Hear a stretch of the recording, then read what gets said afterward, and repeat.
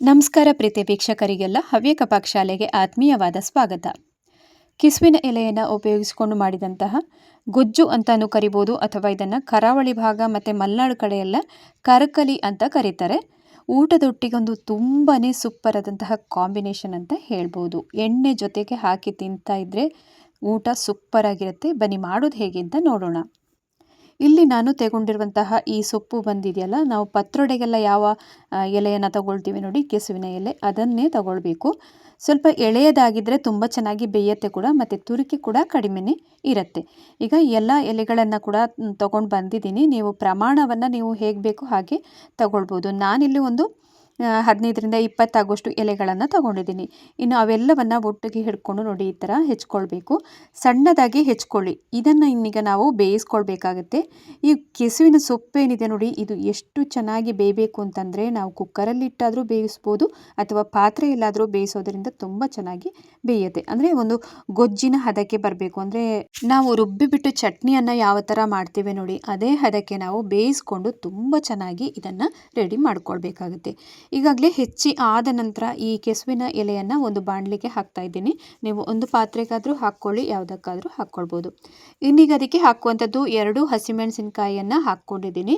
ಇನ್ನು ಹುಣಸೆ ಹಣ್ಣನ್ನು ಹಾಕ್ಕೊಳ್ಬೇಕಾಗತ್ತೆ. ಒಂದು ಸಾಮಾನ್ಯ ಒಂದು ಸಣ್ಣ ನಿಂಬೆಹಣ್ಣು ಗಾತ್ರದ ಹುಣಸೆ ಹಣ್ಣನ್ನು ತಗೊಳ್ಳಿ. ಅದನ್ನು ನೀರಲ್ಲಿ ಹಾಕಿ ನೆನೆಸ್ಕೊಳ್ಬೇಕು 5 ನಿಮಿಷ. ನಂತರ ಅದರ ರಸವನ್ನು ತೆಗೆದು ಈಗ ಇದಕ್ಕೇ ಹಾಕ್ಕೊಳ್ತಾ ಇದ್ದೀನಿ. ಕೆಸುವಿನ ಸೊಪ್ಪಿಗೆ ಹುಣಸೆ ರಸವನ್ನು ಹಾಕಿ ಆದ ನಂತರ ಇದಕ್ಕೆ ಬೆಳ್ಳುಳ್ಳಿಯನ್ನು ಹಾಕ್ಕೊಳ್ಬೇಕು. ನಾವು ಒಗ್ಗರಣೆ ಕೂಡ ಬೆಳ್ಳುಳ್ಳಿಯನ್ನು ಹಾಕ್ತೇವೆ, ಬಟ್ ಈಗ ಬೇಯುವಾಗ ಕೂಡ ಬೆಳ್ಳುಳ್ಳಿಯನ್ನು ಇಲ್ಲಿ ಹಾಕ್ಕೊಳ್ಬೇಕು. ತುಂಬ ಚೆನ್ನಾಗಿರುತ್ತೆ. ಅರ್ಧ ಗಿಡ್ಡೆ ಆಗುವಷ್ಟು ಹಾಕ್ಕೊಳ್ಳಿ, ಸಿಪ್ಪೆ ಎಲ್ಲ ಸುಲ್ಕೊಂಡು. ಇನ್ನು ಸ್ಟವ್ ಮೇಲೆ ಇಟ್ಕೊಂಡು ತುಂಬ ಲೋ ಫ್ಲೇಮಲ್ಲಿ ಇದನ್ನು ಬೇಯಿಸ್ಕೊಳ್ಬೇಕು. ಈಗ ಅದಕ್ಕಿಂತ ಮುಂಚೆ ಒಂದು ಅರ್ಧ ಲೋಟ ಆಗುವಷ್ಟು ನೀರನ್ನು ಮೇಲಿಂದ ಹಾಕ್ಕೊಳ್ಳಿ.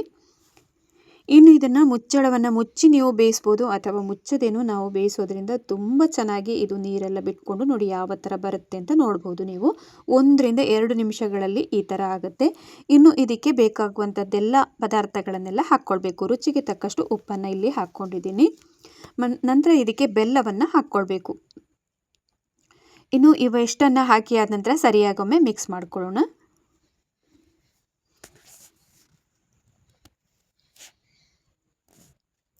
ಇನ್ನು ಮುಚ್ಚಳವನ್ನು ಮುಚ್ಚಿ ನಾನಿಲ್ಲಿ ಬೇಯಿಸ್ತೀನಿ. ಒಂದು 4ರಿಂದ 5 ನಿಮಿಷಗಳ ಕಾಲ ಆದರೂ ಕಡಿಮೆ ಅಂದರೂ ಬೇಯಬೇಕಾಗತ್ತೆ. ಅಂದರೆ ನಾನು ಆಗಲೇ ಹೇಳಿದಂತೆ ತುಂಬ ಚೆನ್ನಾಗಿ ಬೆಂದಷ್ಟು ನಿಮಗೆ ಇದು ಕರಕಲಿ ಅನ್ನೋದು ತುಂಬ ಸೂಪರಾಗಿ ಬರುತ್ತೆ. ಈಗ ನೋಡಿ ಹದವಾಗಿ ಬೇಯಿಸಿದ್ದೀನಿ, ಇಷ್ಟ ಆದರೆ ಸಾಕಾಗತ್ತೆ.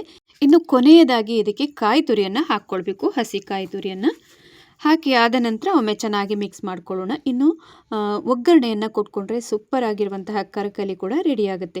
ಇದನ್ನು ಬರೀ ನೀವು ಊಟಕ್ಕೆ ಅಂತಲೂ ಅಲ್ಲ, ಚಪಾತಿನೋ ರೊಟ್ಟಿನೋ ಆಮೇಲೆ ಏನಾದರೂ ದೋಸೆ ಎಲ್ಲ ಮಾಡ್ತಿದ್ರೆ ಅದಕ್ಕೆ ಕೂಡ ಕಾಂಬಿನೇಷನ್ ಆಗಿ ಇದನ್ನು ಬಳಕೆ ಮಾಡ್ಕೊಳ್ಬೋದು. ಇನ್ನು ಕೊನೆಯಲ್ಲಿ ಇದಕ್ಕೊಂದು ಒಗ್ಗರಣೆಯನ್ನು ಕೊಟ್ಕೊಳ್ಳೋಣ. ಅದಕ್ಕಾಗಿ ಮೇಲಿಂದ ಎಣ್ಣೆಯನ್ನು ಹಾಕ್ಕೊಂಡು ಅದಕ್ಕೆ ಸ್ವಲ್ಪ ಸಾಸಿವೆ ಕಾಳನ್ನು ಹಾಕ್ಕೊಳ್ತಾ ಇದ್ದೀನಿ. ಇನ್ನು ಇದಕ್ಕೆ ಸಾಸಿವೆ ಎಲ್ಲ ಸಿಡಿದಾದ ನಂತರ ಬೆಳ್ಳುಳ್ಳಿಯನ್ನು ಒಗ್ಗರಣೆಗೆ ಕೂಡ ಹಾಕ್ಕೊಳ್ಬೇಕು. ಬೇಯುವಾಗ ಕೂಡ ಹಾಕ್ಕೊಳ್ತೀವಿ, ಬಟ್ ಒಗ್ಗರಣೆ ಕೂಡ ಹಾಕೋದ್ರಿಂದ ತುಂಬ ಚೆನ್ನಾಗಿ ಬರುತ್ತೆ. ಬೆಳ್ಳುಳ್ಳಿಯನ್ನು ಕೂಡ ಹುರಿದಾದ ನಂತರ ಇದಕ್ಕೆ ಒಣಮೆಣಸಿನ್ಕಾಯನ್ನು ಹಾಕ್ಕೊಳ್ಬೇಕು, ಬ್ಯಾಡಗಿ ಮೆಣಸಿನ್ಕಾಯಿ. ಇಷ್ಟಾಗಿ ನಂತರ ಇದಕ್ಕೆ ಲಾಸ್ಟಲ್ಲಿ ಇಂಗನ್ನು ಹಾಕ್ಕೊಳ್ಬೇಕು. ಇಷ್ಟು ಮಾಡಿದರೆ ಸೂಪರ್ ಆಗಿರುವಂತಹ ಒಗ್ಗರಣೆ ಕೂಡ ರೆಡಿಯಾಯಿತು ಕರಕಲಿಗೆ.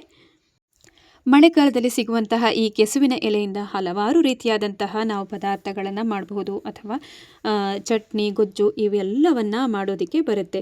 ನಾನು ಈಗಾಗಲೇ ತುಂಬ ರೆಸಿಪಿಗಳನ್ನು ಕೆಸುವಿನ ಎಲೆಯಲ್ಲಿ ಮಾಡೋದನ್ನು ಶೇರ್ ಮಾಡಿದ್ದೀನಿ. ಅವೆಲ್ಲವನ್ನು ನೋಡ್ಕೊಳ್ಳಿ.